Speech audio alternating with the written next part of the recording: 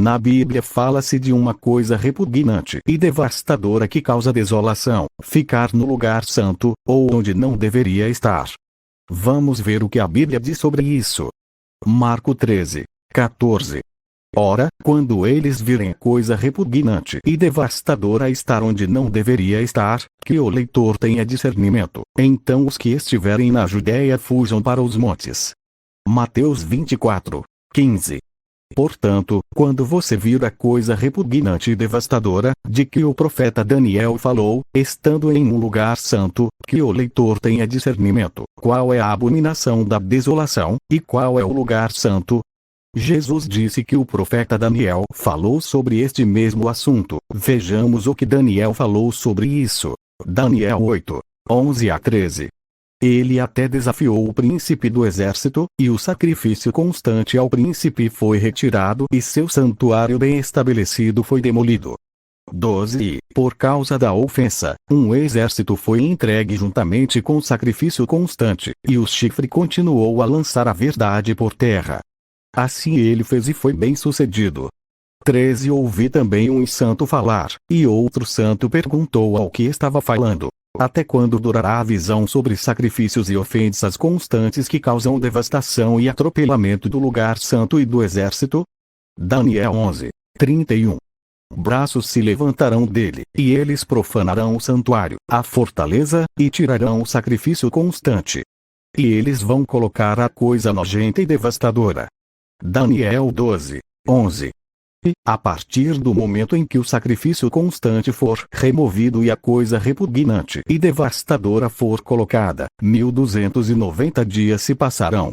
Então aqui podemos ver que Daniel fala exatamente da mesma coisa que Jesus falou. Nada mais é mencionado aqui, que o sacrifício constante é removido, o santuário é pisoteado, o lugar santo de que Jesus falou é claramente o santuário, e a verdade é jogada no chão, e a coisa repugnante é colocada. O capítulo 8 nos dá uma chave. Essa abominação está relacionada a um chifre. No capítulo 7 de Daniel falamos sobre esse chifre e nos é dada uma ideia mais clara do que ele representa, e também saberemos que ele representa literalmente a constante sacrifício, o santuário ou lugar santo. Daniel 7, 23, 23. Assim disse ele: o quarto animal é um quarto reino que aparecerá na terra. Será diferente de todos os outros reinos. Ele vai devorar toda a terra, esmagá-la e esmagá-la. 24. Os 10 chifres são 10 reis que sairão daquele reino. E depois deles virá outro rei, que será diferente do primeiro e humilhará 3 reis. 25. Ele falará contra o Altíssimo e atormentará continuamente os santos do Supremo. Ele tentará mudar os tempos e a lei, e eles serão entregues em suas mãos por um tempo, tempos e meio tempo. 26. Mas o tribunal sentou-se e tiraram-lhe o domínio para acabar com ele e destruí-lo completamente. 27. E o reino, o domínio e a grandeza dos reinos debaixo de todos os céus foram dados ao povo, que são os santos do Supremo. Seu reino é um reino eterno e todos os governos o servirão e obedecerão a eles.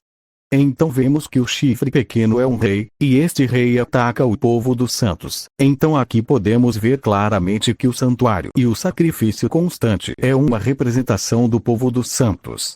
Eles são um lugar sagrado, e isso faz sentido, já que na Bíblia os santos são comparados a um templo. Vejamos textos que comprovam isso. 1 Coríntios 3, 9. Porque somos colaboradores de Deus. Você é o campo de Deus que ele está cultivando, o edifício de Deus. Efésios 2, 20, 20. Foram edificados sobre o fundamento dos apóstolos e profetas, e Cristo Jesus é a pedra angular do fundamento. 21. Em união com ele, todo o edifício, harmoniosamente unido, cresce num templo sagrado para Jeová. 1 Coríntios 3, 16. Não sabeis que sois o templo de Deus e que o Espírito de Deus habita em vós? 17. Se alguém destruir o templo de Deus, Deus o destruirá, porque o templo de Deus, que sois, é santo. 1 Coríntios 6, 19. Ou não sabeis que o vosso corpo é templo do Espírito Santo, que está em vós, que recebestes de Deus, e que não sois de vos mesmos? Outra coisa que podemos destacar de Daniel capítulo 7 é que esse chifre pequeno ou abominação da desolação, ataca o povo dos santos por 3 vezes e meia, ou seja, 3 dias e meio. Vejamos outro texto onde isso também falou sobre. Apocalipse 11. 3, 7, 9, 3 E darei as minhas 2 testemunhas para profetizarem por 1260 dias, vestidas de panos de saco. 7 Quando eles terminarem o seu testemunho, a besta que sobe do abismo fará guerra contra eles, e os vencerá e os matará. 9 Aqueles dos povos, tribos, línguas e nações verão seus cadáveres por 3 dias e meio, e não permitirão que sejam enterrados. Então isso nos mostra que esse chifre pequeno ou abominação da desolação é a mesma besta do Apocalipse. E aqui mostra ao mesmo tempo que é mencionado em Daniel 7, que são 3 dias e meio. Vemos que tudo se encaixa muito bem. Ninguém menos que aqueles que são atacados são chamados de 2 testemunhas no Apocalipse 11, 3 a 7, mas esta é a mesma gente dos santos. Vamos ver mais provas. Apocalipse 13. 5, 7, 5 Também foi dada uma boca ao que falava grandes coisas e blasfêmias. E foi-lhe dada a autoridade para agir 42 meses. 7 E foi-lhe permitido fazer guerra aos santos e vencê-los. Ele também recebeu autoridade sobre cada tribo, povo, língua e nação. Este texto também se encaixa perfeitamente com os textos que estamos mostrando. Como o ataque aos santos pela besta ou abominação da desolação também é mencionado aqui, esse ataque ocorre no tempo em que a autoridade é dada à besta, que é de 42 meses. Esses 42 meses são 1260 dias, 3 anos e meio. Ou os 3 dias e meio simbólicos que são mencionados em Daniel 7 e Apocalipse 11. E também podemos ver que esses 1260 dias são aproximadamente o mesmo tempo mencionado em Daniel 12, 11. E, a partir do momento em que é retirado o sacrifício constante, isto é, o ataque ao povo dos santos, e a coisa repugnante e devastadora é colocada, a besta ou chifre pequeno, 1290 dias se passarão.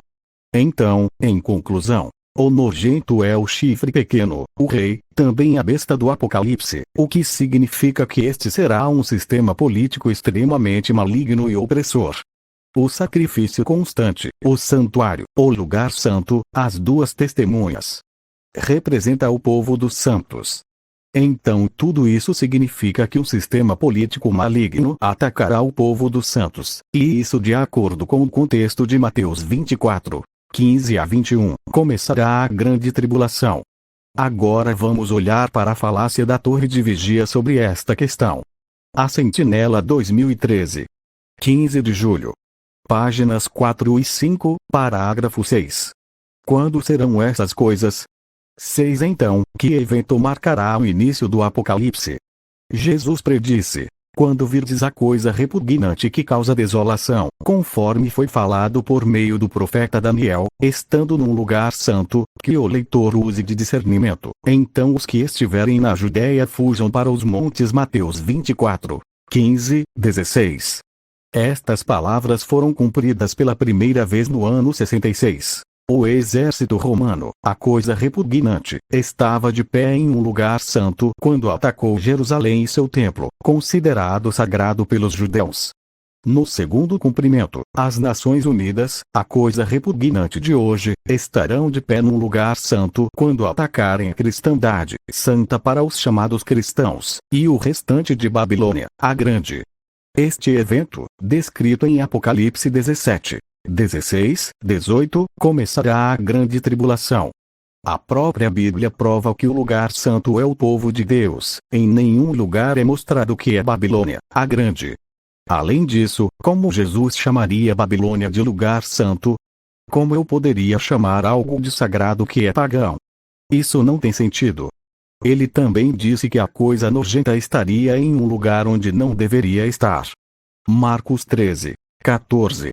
Se a grande Babilônia merece ser destruída, então a abominação da desolação deveria estar no lugar onde a Babilônia a está destruindo. Mas não deve ser no lugar santo, que é a cidade dos santos. Outra falácia que deve ser destacada nesta revista é que dizem que o templo em Jerusalém era um lugar considerado sagrado apenas para os judeus, dando a entender que não era santo para Jesus, mas vejamos como Jesus considerava o templo. Marcos 11, 15, 17, 15. Assim chegaram a Jerusalém. E quando Jesus entrou no templo, começou a expulsar os que compravam e vendiam no templo. E derrubou as mesas dos cambistas e as cadeiras dos que vendiam pombas. 16. E ele não permitia que ninguém carregasse qualquer utensílio pelo templo. 17. E ensinava-os, dizendo: não está escrito: a minha casa será chamada casa de oração para todas as nações? Mas você fez dela um covil de ladrões. João 2, 17 e 17. Então os seus discípulos lembraram-se do que está escrito: o zelo pela tua casa me consome.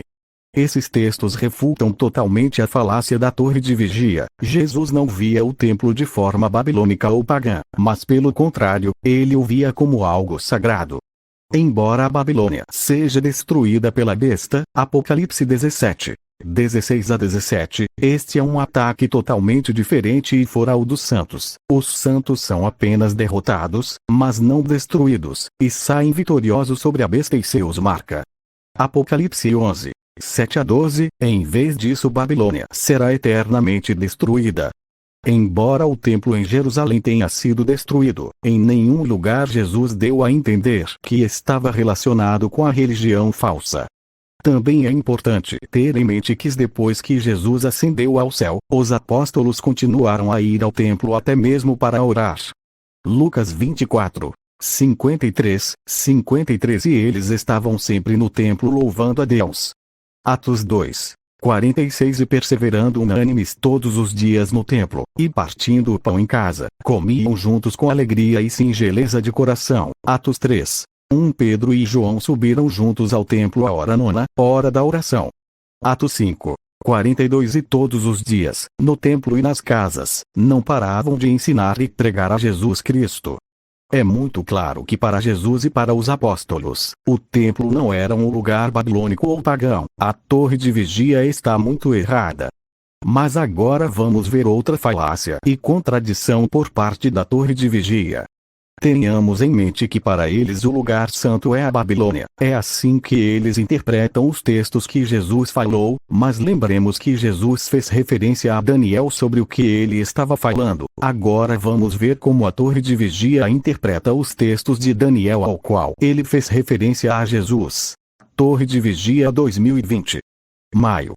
Página 6. Parágrafo 13. O Rei do Norte no tempo do fim. 13. Mais tarde, na década de 1930 e especialmente durante a Segunda Guerra Mundial, o Rei do Norte atacou impiedosamente o povo de Deus. Quando o partido nazista chegou ao poder, Hitler e seus apoiadores baniram o nosso trabalho.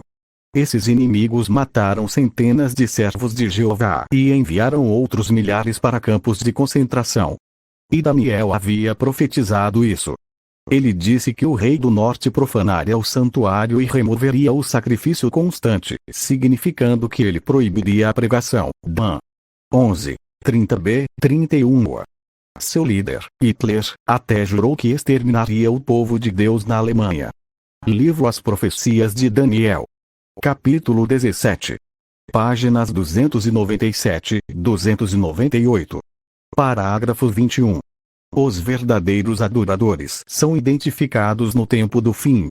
21. Foi dito a Daniel: desde o tempo em que a característica constante for removida e houver uma colocação da coisa repugnante que está causando desolação, haverá 1290 dias assim. Esse período começaria quando certas condições fossem atendidas. A característica constante, ou sacrifício contínuo, deveria ser removida. Daniel 12, 11, nota de rodapé. Portanto, a primeira condição da profecia, que a característica constante fosse removida, ela ocorreu em meados de 1918, quando a obra de pregação foi praticamente suspensa. Livro As Profecias de Daniel. Capítulo 10. Página 175. Parágrafo 21. Quem pode enfrentar o príncipe dos príncipes? 21 Em nossos dias, esse remanescente dos 144.000 são os representantes terrestres da Jerusalém Celestial, o reino de Deus semelhante a uma cidade, e seu templo. Hebreus 12, 22, 28, 13, 14. Nesse sentido, eles ocupam um lugar sagrado que a sétima potência mundial tenta pisar e desolar. Daniel 8, 13. Referindo-se a esse lugar santo como o lugar estabelecido do santuário de Jeová, Daniel diz: dele Jeová a característica constante foi tirada e o lugar estabelecido do seu santuário foi derrubado. E um exército próprio foi gradualmente entregue, junto com traço constante, por causa da transgressão. E ele continuou lançando a verdade por terra, e agiu e teve sucesso. Daniel 8, 11, 12. No mesmo livro, páginas 175, 176. Parágrafo 22. Quem pode enfrentar o príncipe dos príncipes? 22 Durante a Segunda Guerra Mundial, as testemunhas de Jeová sofreram intensa perseguição. Isso começou nos países com regimes nazistas e fascistas, mas em pouco tempo a verdade foi jogada por terra nos imensos domínios do Chifre Pequeno, cujo poder se tornou poderoso. Tanto o exército de proclamadores do reino quanto sua obra de pregar as boas novas foram proibidos na maior parte da comunidade britânica. Marcos 13, 10. Ao recrutar seus soldados, esses países se recusaram a conceder isenção como ministros religiosos às testemunhas de Jeová, não mostrando respeito por sua designação teocrática como ministros de Deus. Nos Estados Unidos, servos fiéis de Jeová sofreram ataques de turbas e outras humilhações. A sétima potência mundial realmente tentou acabar com o sacrifício de louvor, o fruto dos lábios, que o povo de Jeová oferecia regularmente e que era a característica constante de sua adoração. Hebreus 13:15. Essa potência mundial, portanto, cometeu a transgressão de invadir os domínios legítimos do Deus Altíssimo, o lugar estabelecido de seu santuário. Então, como podemos ver, os textos de Daniel aos quais Jesus se referiu se aplicam ao povo de Deus, mas o que Jesus falou é o mesmo que Daniel falou nos textos citados. Eles se aplicam à Babilônia, a grande contradição da torre de vigia e um insulto ao povo de Deus por vinculá-la à religião falsa. Outra falácia está nas datas inconsistentes que eles dão. Por exemplo, Daniel 12, 11 atribuem-no a 1918. E Daniel 11, 30 a 31 atribuem isso à década de 1930. Uma falácia total. Visto que essas duas referências se referem a um mesmo evento, que acontecerá no início da Grande Tribulação,